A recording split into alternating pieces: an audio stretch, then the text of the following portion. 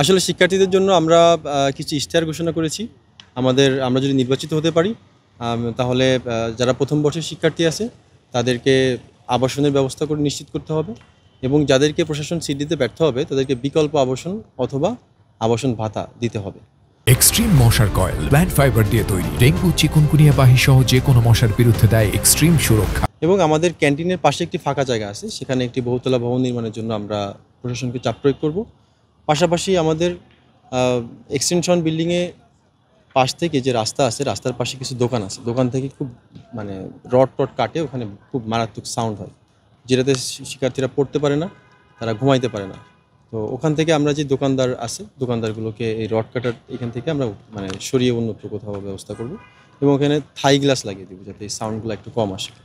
তারপরে আপনি ধরেন যে এই হলের মূলত প্রবলেম হচ্ছে আবাসন, এটা আমরা সলভ করব। আর একটা প্রবলেম আছে যে আমাদের 1762 জন শিক্ষার্থী, এর ভিতরে প্রায় 1000 জন আপনার আবাসিক শিক্ষার্থী।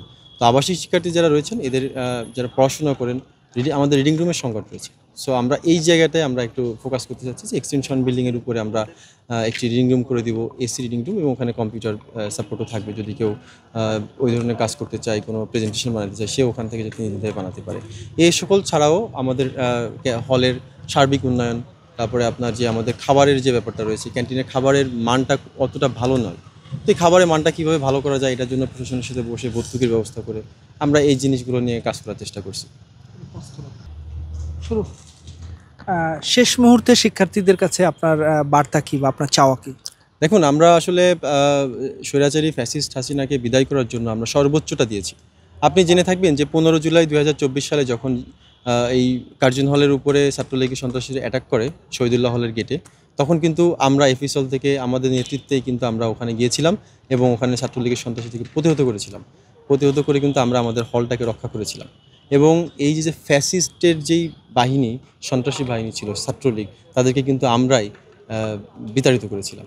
সো আমরা শিক্ষার্থীদের কাছে আহ্বান জানাবো যে আমাদেরকে ভোট দিয়ে আপনারা জয়যুক্ত করুন। ইনশাল্লাহ আমরা আপনাদের জন্য কাজ করব, আপনাদের মঙ্গলের জন্য কাজ করব। এবং আরেকটি কথা আমি দৃঢ় কণ্ঠে বলে দিতে চাই, এই হলে আমি যদি ভিপি হই তাহলে কোনো দিনও গেস্ট রুম, গণরুম এগুলো আসবে না। যদি আসতে হয় তাহলে আমার রক্তের উপর দিয়ে আসতে হবে, আমার লাশের উপর দিয়ে আসতে হবে।